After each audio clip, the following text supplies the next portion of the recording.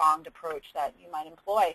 But just some more specific types of findings, and I'll just wrap up with this, but just to kind of leave you with something a little bit more specific to wrap your minds around.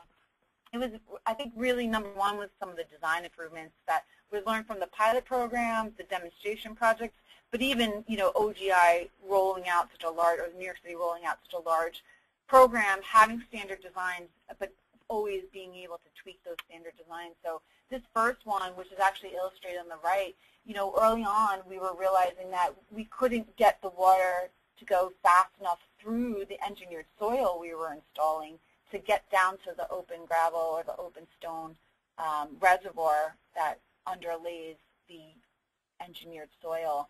And so basically a lot of the right-of-way bioswales installations now have this gabion chimney, which is basically almost like an overflow or a last point of infiltrating into the open stone reservoir before leaving that downstream curb cut.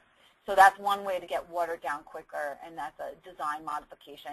Curb cuts, we were finding, we did simple hydrant tests, and we were finding that a lot, up to 30% of the flow was bypassing curb cuts. This was particularly at one site where we had multiple rain gardens installed. So we improved the curb cut.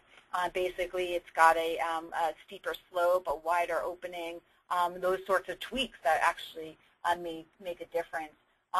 Sumps and pretreatment devices, this goes hand in hand with the O&M requirements at the bottom of the list, but having sumps and pretreatment devices, even in these installations along the right-of-way, is just an easier way to maintain these sites instead of having to pick out trash and debris, which again is an issue for